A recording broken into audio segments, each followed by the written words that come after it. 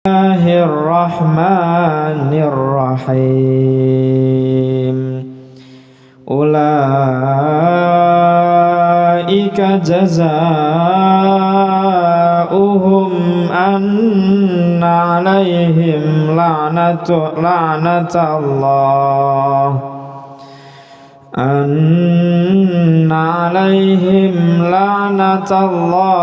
wal malaikati wan nasi ajma'in khalidina fiha la yukhaffafu anhumul azab wa la hum yunzarun illal ladzina tabu min ba'di dzalika wa aslahu fa innallaha ghafurur rahim. Innal ladzina kafaru ba'da imanihim thumma izdadu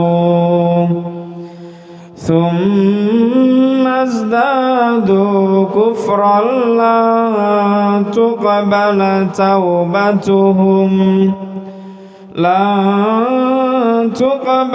taubatuhum wa ulaika humudh dhallun. Innal ladzina kafaru wa matu wa hum kuffarun falan yuqbala min ahadihim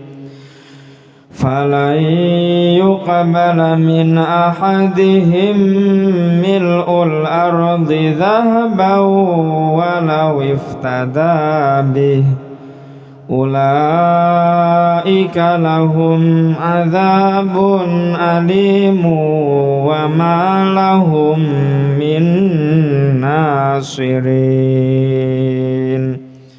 Sadaqallahul azim. Radhiyallahu ta'ala anna wa ankum wa an kafatil mu'minin. Bismillahirrahmanirrahim. Sebelum saya masuk kepada pembahasan ayat yang akan kita kaji, saya mau cerita dulu kepada jenengan mumpung masih ingat. Mumpung masih ingat saya cerita. Tapi tolong jenengan dengarkan, jangan ditinggal tidur, nanti saya kesepian. Baik. Jadi pada abad ke-7 Masehi diceritakan ada sepasang kekasih, yang satu namanya Qais, yang satu namanya Laila. Qais ini nama lengkapnya Qais ibnul Muwatta.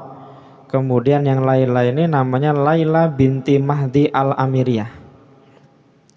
Amir, ada suku kabilah namanya suku Amiriyah. Suku Amir ini termasuk dari suku yang terpandang, seperti suku Quraisy seperti itu. Suku yang terpandang di daerah atau di kalangan Jazirah Arab. Nanti Qais dan Laila ini suatu ketika nanti akan dijadikan satu cerita yang terkenal, namanya kisah Laila Majnun. Ya, jadi Majnun itu nama aslinya Qais. Jadi para ulama sering kali membuat kontemplasi atau sering membuat sebuah kiasan yang sebagai acuannya itu adalah ceritanya Laila Majnun. Bahkan gak jarang ulama yang berpendapat bahwasannya Laila Majnun itu bukan tokoh asli, tapi tokoh fiksi. Majnun itu kalau dalam dunia cerita atau kontemplasi dari ilmu tauhid itu sering dijadikan Majnun ini adalah seorang hamba yang tergila-gila, yang sudah fana di dalam mencari dan merindukan Allah Subhanahu wa taala. Saking fananya dia itu sampai dia ini menjadi Majnun. Seorang Majnun yang beribadah mencari Tuhannya sampai malam hari. Makanya disebut dengan Laila Majnun. Ada satu cerita Suatu ketika Majnun ini ditanya oleh seseorang, "Ya Qais, alaila turidu amid dunya wa ma fi tawayaha?" Wahai Qais, Majnun, manakah yang lebih kamu cintai? Laila kah ataupun dunia dan seisinya? Ditanya oleh seseorang, mana yang lebih mulia, mana yang lebih kamu cintai, Laila atau dunia dan seisinya? Apa jawab Qais? Jawab Qais seperti ini, "Sa'ubaliha aqwali ila tarlikiha ahabbu ilayya minad dunya wa ma fi tawayaha." Debu yang menempel di sandalnya Laila itu lebih aku cintai daripada dunia dan seisinya. Ya, sa'ubaliha aqwali ila tarlikiha ahabbu ilayya minad dunya wa ma fi tawayaha. Debu yang menempel di sandalnya Laila itu lebih aku cintai daripada dunia seisinya. Apa hikmahnya? Nah, kan biasanya ulama tauhid kan menjadikan ini sebagai dasar kontemplasi mereka dalam mencintai Allah. Kalau di dalam kalimat kita itu ada namanya ana uhibbuka fillah. Aku mencintaimu karena Allah. Berarti aku mencintai Allah dulu, karena Allah memerintahkan kepadaku untuk mencintaimu, maka aku mencintaimu karena Allah. Kita itu sebetulnya nggak suka kena emah, kena asam lambung itu nggak suka. Kita itu tapi suka pedes. Ya. Berarti aku makan cabai karena ingin pedes. Berarti kita itu bukan kan seneng sama cabenya, tapi yang kita harapkan itu adalah rasa pedasnya. Kalau kata dokter, Pak, jangan makan gula ya, karena gula itu nggak baik buat kesehatan jenengan. Ya bener, nggak makan gula dia, tapi minum susu, ya susu SKM, ya kan? Karena yang dicari bukan gulanya, yang dicari adalah manisnya. Nah, ana uhibbuka fillah, aku mencintaimu karena Allah. Punya istri, punya anak, punya saudara, punya orang tua. Kalau kita mencintai manusia karena manusia, ada kalanya manusia ini mengecewakan kita. Karena dia mengecewakan kita dan kita mencintainya karena dirinya, maka cinta kita ini kadang-kadang itu goyang. Ibarat gasing gitu, ada kalanya dia ini berputarnya melambat ke kanan, ke kiri, kadang nabrak apa. Tapi kalau kita sangkutkan cinta itu kepada Allah, gak akan pernah kecewa kita. Saudara kadang-kadang gudo, istri kadang-kadang nyoba. Ya sama, maknanya juga menguji juga ya. Tapi karena kita ini dalam hati ini, aku mencintaimu karena Allah. Allah yang memerintahkan kepadaku untuk mencintaimu gitu loh. Gak masalah kamu mau berbuat apapun terserah. Yang penting Allah ridho sama saya. Jadi yang dicari itu adalah ridho Allah, bukan cintanya dari manusia. Gitu, insya Allah paham gak? Ada lagi cerita. Suatu ketika Majnun ini begitu merindukan Laila. Saking rindunya Majnun kepada Laila ini, yang diperhatikan dari jendela rumahnya ini hanyalah rumahnya Laila. Saking rindu yang tidak terbendung tadi itu, akhirnya Majnun keluar dari rumahnya dan pergi fokus hanya menuju rumahnya Laila. Kemudian di tengah jalan, di tengah perjalanan dia menuju ke rumahnya Laila itu, dia secara nggak sengaja dan nggak sadar dia itu melewati orang yang lagi sholat. Kemudian setelah melewati orang yang lagi sholat tadi itu, sampailah dia di rumahnya Laila. Diketuk pintunya, Laila, nggak ada. Laila, diem. 3 kali diketuk nggak ada, pulang dia. Karena udah nggak ketemu Laila. Ketika perjalanan pulang tadi itu, si Qais, si Majnun tadi itu bertemu dengan 2 orang yang tadi nggak sengaja dilangkahi pas ketika mereka berdua lagi sholat. Dicegat si Qais tadi itu. Wahai Qais, tadi kami sholat ya.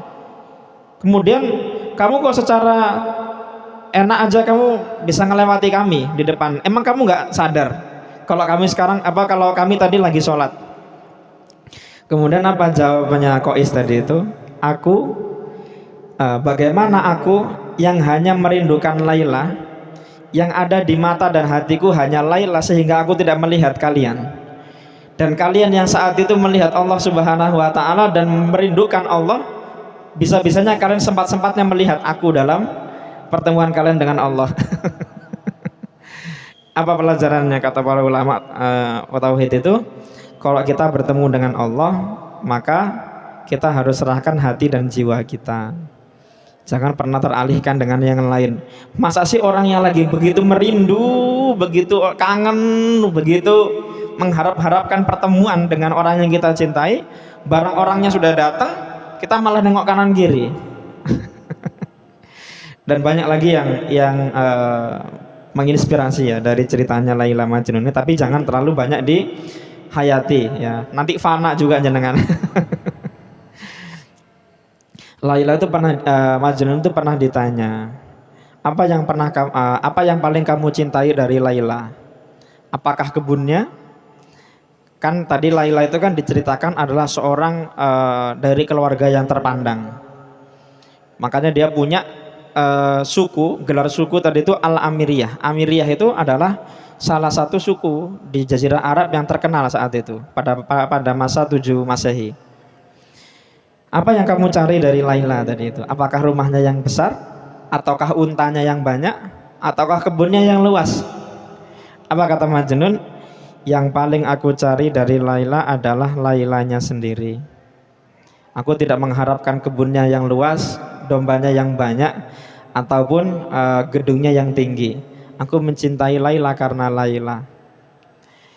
Kadang-kadang apa pelajaran yang bisa didapat lagi? Misalnya, kalau kita ini benar-benar mencintai Allah, maka tidak boleh ada yang lain selain Allah. Makanya ada sampai derajat orang itu mencintai Allah itu sampai nggak boleh minta surga kepada Allah. Ya Allah, masukkanlah saya ke surga ya Allah. Jangan kau masukkan saya ke neraka ya Allah. Saya takut ya Allah. Saya takut panas ya Allah. Seperti itu. Karena hakikat orang yang dicinta tidak akan pernah disengsarakan oleh orang yang mencinta, kan seperti itu. Kalau Allah sudah mencintai hambanya, surga itu sudah otomatis akan diberikan. Gak usah pun kita minta, pasti dikasih. Otomatis. Gak mungkin orang yang mencinta akan memberikan neraka kepada orang yang dicinta, kan seperti itu. Jadi logikanya orang yang dicinta itu selalu mendapatkan hal-hal yang disenangi dan dipuji oleh orang yang mencinta. Suatu ketika jenengan mungkin pernah dengar namanya Sayyidatuna Rabiatul Adawiyah ya. Beliau ini salah satu ulama terkenal pada masanya dari kalangan wanita, dari kalangan perempuan. Jam 12:30 malam itu suatu ketika Sayyidatuna Rabiatul Adawiyah itu dilihat oleh tetangganya sedang berjalan sambil membawa di tangan kanannya ini obor, di tangan kirinya ini ember. Mau jalan kemana? Mau jalan ke masjid. Sebetulnya kalau orang sehat berpikir ya pasti mau sholat tahajud, karena zaman itu masih belum ada lampu. Di tangan kanan megang obor, di tangan kiri megang ember. Ditanya sama seseorang, ya Robiah, namanya Robiah panggilannya. Ya Robiah, mau kemanakah kamu pergi? Apa jawabnya Sayyidatuna Rabiatul Adawiyah tadi itu? Aku ingin membakar surga dengan obor yang ada di tangan kananku, dan aku ingin memadamkan neraka dengan ember yang ada di tangan kiriku, katanya. Aku hanya ingin mencintai Allah karena Allah layak untuk dicintai, dan aku mencintai Allah karena Allah sendiri. Wah, seperti itu. Makanya sampai ada kalimat, sampai ada doa dari beliau itu, ya Allah, jikalau aku mencintaimu karena mengharapkan surga darimu ya Allah, jauhkanlah aku dari surgamu ya Allah. Jikalau aku mencintaimu dan menyembah kepadamu karena takut akan nerakamu ya Allah, masukkan aku ke dalamnya. Tapi jikalau aku mencintaimu karenamu ya Allah, karena mengharapkan keridhoanmu ya Allah, maka janganlah engkau halangi aku dari mendapatkan rahmat dan kasih sayangmu. Seperti itu. Mungkin barangkali jenengan kalau penasaran dengan ceritanya Laila Majnun ini, boleh biasanya kalau kita buka internet kita unduh ya. Tapi jangan versi asli. Kalau versi asli ya full isinya tentang cinta semua ya. Bagaimana seseorang manusia itu kalau mencintai pasangan dia itu begitu dalamnya. Bahkan Majnun itu diceritakan Laila Majnun itu, Laila itu nanti tidak menikah dengan Majnun. Kenapa? Karena Majnun itu bukan dari kalangan bangsawan, bukan dari kalangan orang yang berpunya. Sedangkan Laila itu adalah orang yang berpunya. Sampai dia punya sebuah kunyah, sebuah nama keluarga, namanya Amiriyah tadi itu. Akhirnya singkat cerita, Laila tadi itu dinikahkan oleh keluarganya dengan seseorang selain Majnun. Singkat cerita, Laila nanti itu meninggal dunia. Setelah Laila meninggal dunia, nggak lama kemudian Majnun juga meninggal di atas pusaranya Laila. Saking cintanya seorang Majnun kepada Laila, ya sehidup semati. Makanya kalau mencintai manusia jangan nggak sempat nikah mereka, dan emang nggak nikah mereka. Makanya kalau cerita aslinya ya tidak saya sarankan ya. Tapi kalau untuk mencari hikmah ya, kontemplasi nilai-nilai cinta, tauhid kita kepada Allah, seperti itu. Memang kadang-kadang kita itu kalau mau memahami sesuatu, kita ini butuh contoh atau butuh kiasan dulu, baru kita ini bisa paham. Kadang-kadang ada kalanya manusia ini kalau diberikan teori nggak paham-paham. Makanya Allah itu dalam Al-Quran itu selalu ataupun sering memahamkan kita itu dengan contoh-contoh. Janganlah kalian menyembah sesuatu selain Allah. Loh, sesuatu ini yang bagaimana gitu loh. Apakah berbentuk manusia? Apakah berbentuk patung? Sama Allah langsung diberikan contoh. Dulu ada penduduk namanya Madian. Madian itu sebuah suku, sebuah kaum yang mana mereka itu sudah diberikan dakwah sama nabi-nabi mereka, tapi mereka tetap menyembah batu-batuan. Apa yang terjadi? Allah runtuhkan kepada mereka batu-batu besar dari langit. Jadi Allah langsung kasih faham. Kalau bahasa kita sekarang itu, Allah langsung kasih faham sama mereka. Kasih faham. Ayo ngono, tak saya timpakan kamu dengan batu-batu yang besar juga. Seperti itu. Langsung dikasih paham sama Allah melalui contoh. Ya. Kemudian kalau kita membahas tentang ciri-ciri orang munafik, nggak akan habis. Karena ada kalanya kita ini merasa baik padahal dalam diri kita termasuk dari orang munafik. Makanya Allah Subhanahu wa taala di awal surat Al-Baqarah kemarin itu Allah menceritakan ciri-cirinya gitu loh. Allah langsung contohkan orang munafik itu seperti ini, seperti ini, seperti itu.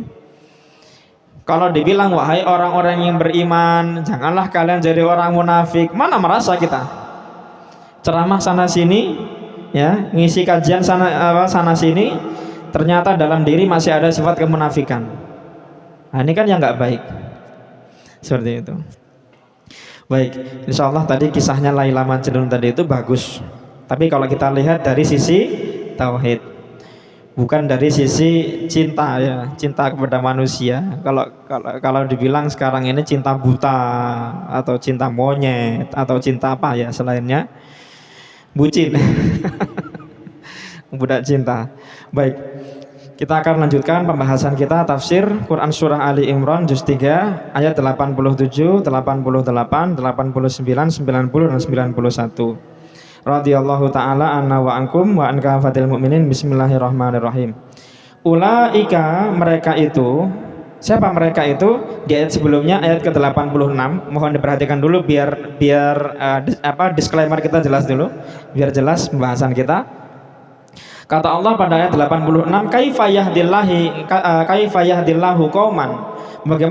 Bagaimana mungkin, kalau dalam bahasa terjemahan Kemenak RI tanggal tahun 2019 itu di sana diterjemahkan seperti ini.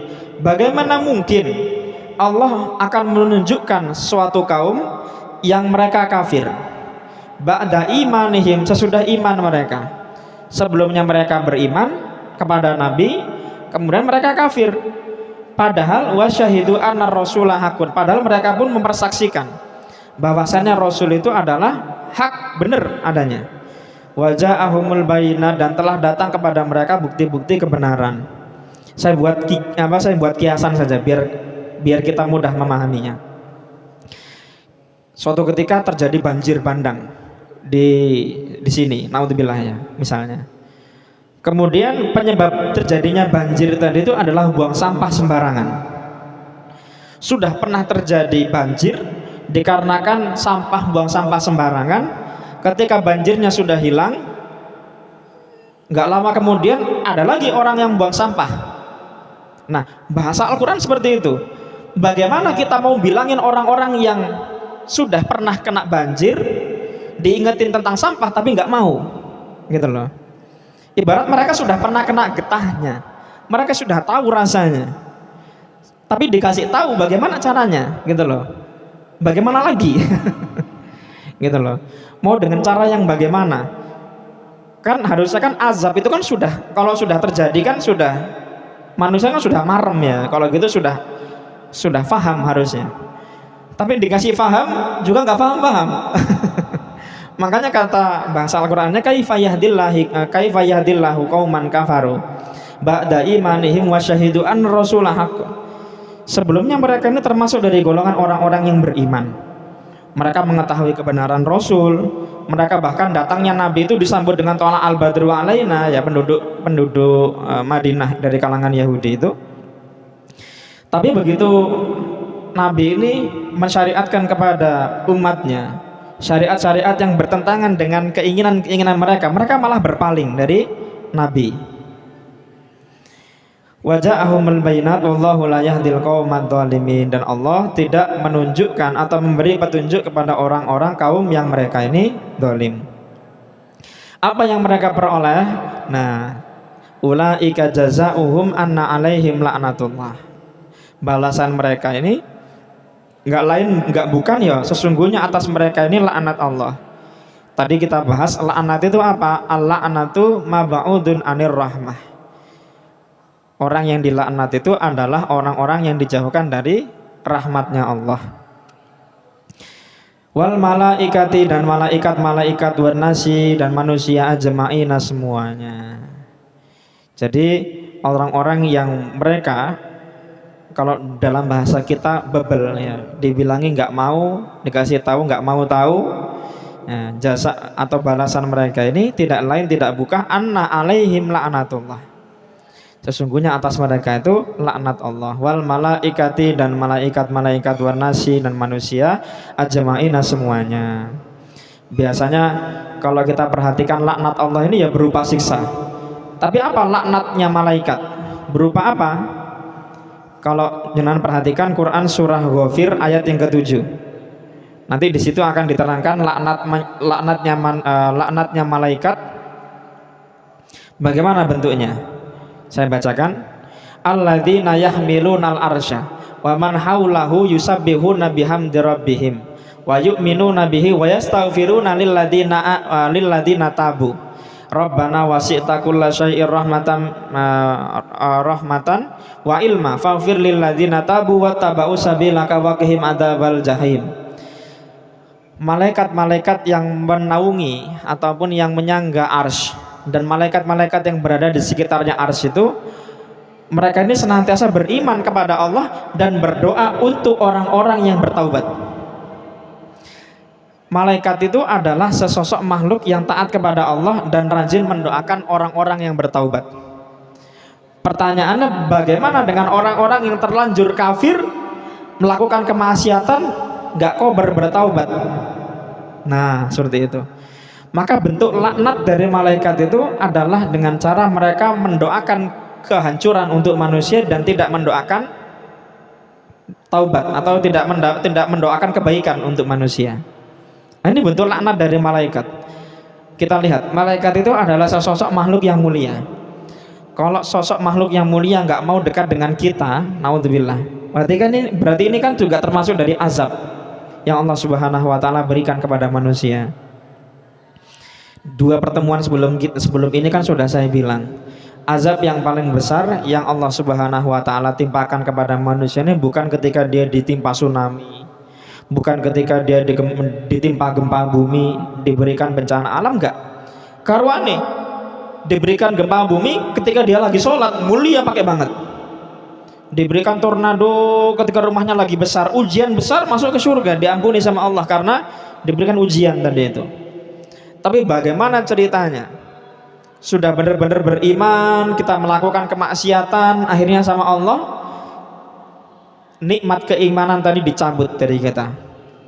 Nanti apa yang terjadi? Sumazdadu kufron. Kekafiran itu makin hari bukannya malah berkurang, malah bertambah. Makin hari bertambah, lama-lama tenggelam dalam kekafiran. Jadi apabila hidayah itu sudah dicabut dari hati manusia, selesai sudah nikmat yang Allah berikan kepada manusia. Jangan dilihat seberapa besarnya rumahnya dia, jangan dilihat seberapa banyaknya mobil yang ada di garasi dia, jangan dilihat seberapa banyak kenikmatan yang mungkin bisa jadi dia nikmati saat itu. Tapi kalau hidayah sudah dicabut dari hatinya, tidak ada satupun nikmat yang dianggap sebagai satu nikmat, karena sesungguhnya dunia hanya sementara. Ulaika jazaohum anna alaihim la'natullah wal malaikati wan nasi ajmain khalidina fiha. Mereka orang-orang yang dijauhkan dari rahmat sehingga masuk ke neraka, termasuk dari golongan orang-orang yang kekal di dalamnya. La yukhaffafu, tidak diringankan, anhumul azab, dari mereka siksa, walahum yunzarun, dan tidak pula mereka diberi tangguh. Illalladzi, apakah semua orang seperti ini? Apakah semua orang-orang musyrik, orang-orang yang kafir, orang-orang yang murtad, apakah semuanya seperti ini? Illalladzina tabu, selagi dia masih hidup dan dia masih kober, masih sempat untuk bertaubat kepada Allah, mimba dzalika, setelah dia murtad, kafir, musyrik tadi itu, dia bertaubat kepada Allah, wa aslahu, dan dia berbuat baik, fa innallaha ghafurur rahim, maka sesungguhnya Allah Maha Pengampun, Maha Penyayang. Jadi selama dia masih hidup, selama masih Allah berikan kesempatan untuk bertobat dan dia gunakan kesempatan itu untuk bertobat, maka sesungguhnya Allah Maha Pengampun, Maha Penyayang. Sama Allah dikasih paham lagi di ayat setelahnya, innalladzina kafaru ba'da imanihim, sesungguhnya orang-orang yang kafir, padahal setelahnya itu ba'da imanihim, sesudah mereka ini beriman kepada Allah, maka apa yang terjadi? Ini dia azabnya, summazdadu kufron, makin hari makin bertambah kekafirannya, makin hari makin kerasan di luar Islam, makin senang dia berada di di circle atau di tempat kemaksiatan. Nah, apa yang terjadi? Lantu kebala taubatuhum, Allah menutup pintu taubat untuknya. Wa ulaika humud dhalun, dan Allah membiarkan dia dalam kondisi tersesat. Ini bahasa mudahnya seperti ini. Makanya kita bilang, kita tausiahkan, saya berikan selalu tausiah, kalau boleh setiap sholat, setelah selesai sholat itu kita berdoa kepada Allah, ya Allah, sabit aqdamana, tetapkanlah pendirian kami ini. Qodam itu artinya kaki, aqdam kaki-kaki kami, bukan berarti kaki yang ada di tubuh kita, tapi pendirian kita. Jangan sampai kita ini goyah cuma gara-gara dunia kita rela meninggalkan sholat, cuma gara-gara dunia kita rela melakukan perbuatan fahsya. Di juz 3 juga, kalau jenengan masih ingat, ada ayat yang bunyinya seperti ini, asyaitonu ya'idukumul faqra wa ya'murukum bil fahsya. Setan itu ketika kalian melakukan infak, sedekah, sholat, haji, umroh, dia akan menakut-nakuti kalian, ya, menjanjikan kepada kalian kefakiran. Awas loh ya, kamu itu sudah punya banyak uang di dompet, kalau kamu infakkan terus, habis, miskin kamu nanti. Itu kata setan. Bukan hanya seperti itu, wa ya'murukum bil fahsya, setan juga akan memerintahkan, menyuruh kepada kalian untuk berbuat kekejian. Kata setan, awas loh ya, nanti kamu mau jadi kepala desa. Ini misalnya saja ya, misalnya. Jadi saya sementara memperagakan kata-kata setan ya. Bukan berarti saya setan ya. Kata setan gini, awas loh ya, nanti kalau kamu mau jadi kepala desa, dana yang kemarin sudah kamu keluarkan itu 2 miliar. Kalau kamu jagakan gaji per bulan, nggak akan nutup itu modal yang sudah kamu masukkan kemarin. Jadi bagaimana caranya biar bisa nutup, biar bisa balik modal minimal? Setiap bulan dana buat bangun jalan, kan masih bagus tuh jalannya, ya kan? Ambil sedikit-sedikit, kata setan. Ya. Wa ya'murukum bil fahsya. Setan itu akan membuat kalian selalu kekurangan, selalu menginginkan kelebihan. Inilah setan itu. Ya, jadi jangan ikut langkah-langkah setan. Wong ya saya itu selalu cerita, jenengan, setan itu mainnya halus, Pak. Mainnya halus mereka itu. Nggak pernah bilang, ya ketika adzan nggak pernah bilang jangan sholat, nggak pernah bilang seperti itu. Apa kata setan? Sudahlah, nanti saja. Duhur ke asar itu 2,5 jam, masih banyak itu waktu, ya. Tidurlah dulu kalian. Nah, sudah tidur, bangun jam 2:30, dari masjid terdengar sholatu wassalamu alaik. 5 menit lagi sudah mau sholat misalnya. Apa kata setan? 2 menit lagi tidur. Tutuk nolehmu turu itu tutuk no 2 menit aja. Seperti itu. Sedangkan manusia itu nggak mungkin tidur 2 menit, itu mustahil. Mustahil bin mustahil, ya. Nggak mungkin terjadi itu. Ya pasti lebih. Ya ketika sudah tidur bangun sudah jam 4. Apa kata setan? Wes kadung. Yes. Mending kamu tumpuk aja sholat kamu, nanti setelah isya jam 8. Subuh, duhur, asar, maghrib, isya, tumpuk semua jam 8. Setan nggak nyuruh untuk meninggalkan. Setan nggak nyuruh untuk meninggalkan, tapi menyuruh untuk menundanya. Jadikan satu lagi aja. Aman itu nanti. Ya. Biasanya kan nanti setelah isya kan kamu nganggur, ya. Udah habis isya. Ternyata habis isya niatnya qadha sholat. Baru mau qadha duhur 4 rakaat, kakinya kram lah, pinggangnya capek lah, ya. Capek lah, satu hari ini kerjalah. Akhirnya apa? Tidur. Setiap hari siklusnya ya gitu. Makanya betul, Ustadz itu nggak boleh bahas fikih yang membahas tentang qadha sholat. Walaupun diperbolehkan, tapi nggak boleh dibahas. Dibahas dikit aja, alamat besok jamaahnya semuanya qadha semua sholatnya, nggak boleh. Nggak aman, nggak baik. Betul. Ya, kadang-kadang kita ini juga punya keresahan, ya. Kita bahas tentang jamak takdim, jamak qosor, ya. Itu sebetulnya baik dan memang rusak dari Allah, itu sesuatu yang boleh dan sangat disarankan untuk dikerjakan. Tapi ada kalanya manusia ini suka cari-cari alasan. Padahal rumahnya itu di Sidoarjo, kerjanya itu di Surabaya. Bagaimana caranya biar memenuhi kilometer tadi itu? Muter dulu akhirnya dia, mutar, ya. Kemana dulu, padahal tujuannya di Surabaya. Ditanya sama Ustadz, Pak, tadi jenengan udah sholat? Belum Pak Ustadz, ini jadwal saya jamak takhir. Padahal gak bisa. Yang dihitung perjalanan itu lurus Pak, walaupun jenengan muter-muter selama masih di kota Sidoarjo, ya masih belum terhitung safar, ya. Muter-muter keliling dalam lo. Ya seperti itu. Yang dihitung itu kilometernya, ya. Terus juga perjalanan. Kalau memang perjalanan ini ditarik lurus dari sini ke Semarang gitu kan, kita tarik lurus berapa gitu. Nah itu baru termasuk dari safar. Tapi kalau muter-muter di Sidoarjo aja. Nah,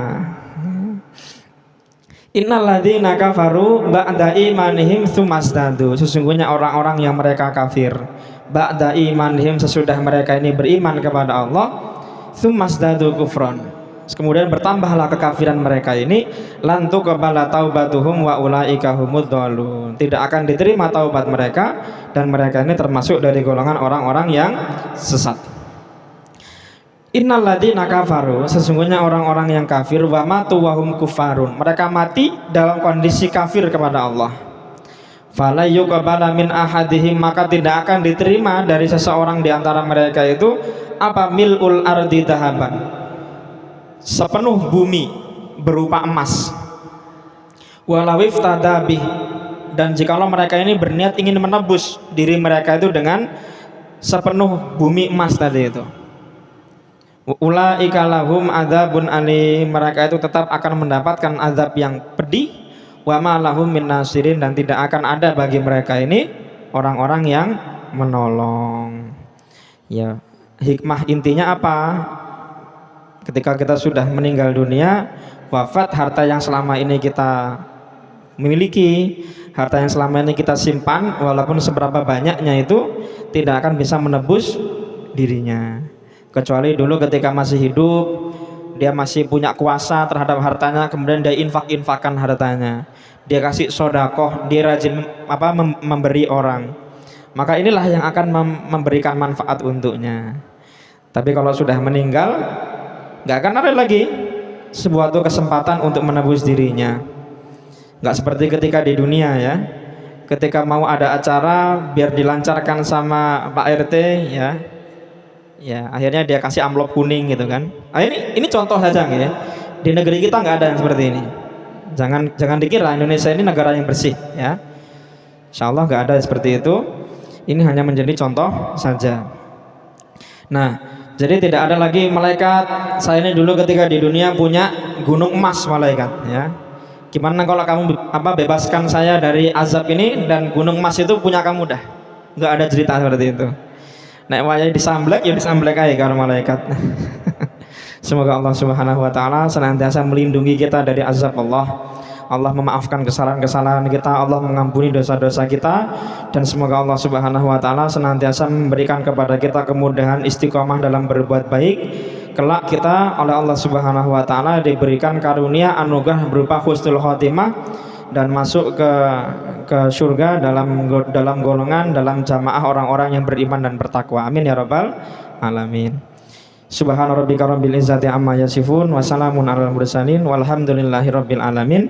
Lillahi ta'ala al-Fatihah.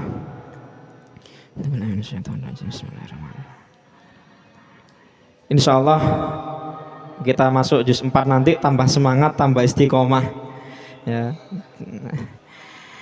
Wassalamualaikum warahmatullahi wabarakatuh.